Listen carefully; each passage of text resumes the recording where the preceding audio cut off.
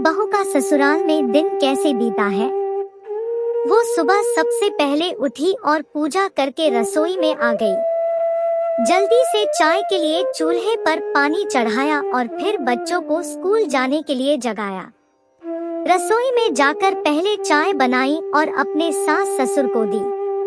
फिर उसने बच्चों के लिए नाश्ता बनाना शुरू किया। जब बच्चे तैयार हो गए तब उन्हें नाश्ता करवाया और उसने बच्चों के लिए लंच बनाया। इतने में बच्चों को लेने के लिए वैन भी आ गई। बच्चों को स्कूल भेजकर उसने टेबल पर से बर्तन उठाए। इसी बीच पति भी ऑफिस जाने के लिए तैयार होने गए तो उनकी जरूरत की सारी चीजें निकाल कर रखी। फिर जल्दी से रसोई में आ गई और अपने पति के लिए नाश्ता बनाने में लगी। अभी एक पराठा और अंडा ही बना था कि छोटी ननद रसोई में आई। यह कहकर नाश्ता उठाकर ले गई कि मुझे कॉलेज जाने में देर हो रही है। उसी समय देवर भी कोचिंग जाने के लिए तैयार हो गया। जल्दी से देवर और पति दोनों के लिए नाश्ता बनाकर टेबल पर रख दिया। 9 बजे तक पति ऑफिस चले गए। तब उसने आकर टेबल पर से बर्तन उठाए और फिर सास ससुर का नाश्ता बनाया। जब तक सास ससुर नाश्ता करते हैं उतनी देर में वह रसोई साफ करके बर्तन भी धो चुकी थी। अब सास ससुर के नाश्ते के बर्तन अभी समेट ही रही थी कि सफाई वाली मासी भी आ गई। अब उनके साथ मिलकर घर की सफाई की। जब तक मासी को विदा किया तब तक 11 बज चुके थे। तभी घर की घंटी बजी। दरवाजा खोला तो उसकी बड़ी ननद अपने 2 छोटे बच्चों के साथ आई थी।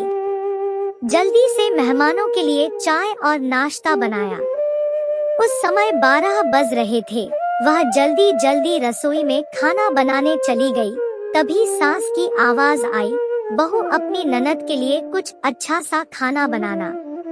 उसने अपनी ननद के लिए स्वादिष्ट खाना बनाया और जल्दी जल्दी रोटी बनाने लगी क्योंकि अब 1 बजे थे और उसके बच्चे स्कूल से आने वाले थे। बच्चे जब स्कूल से आए तो उन्होंने मुंह हाथ धोकर कपड़े बदले और उसने बच्चों को खाना खिलाया। तब तक कॉलेज से छोटी ननद और देवर भी आ गए।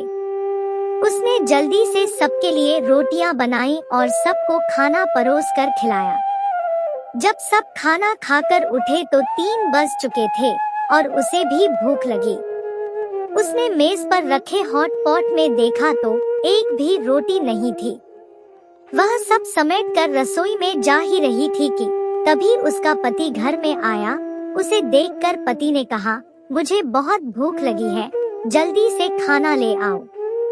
वह रसोई में गई और पति के लिए रोटी और सब्जी बनाने लगी। जब तक उसने अपने पति के लिए खाना बनाया तब तक 4 बज चुके थे। तब उसके पति ने उससे कहा, आओ तुम भी खाना खा लो। उसने बड़े आश्चर्य से पति की ओर देखा क्योंकि उसने अभी तक कुछ नहीं खाया था।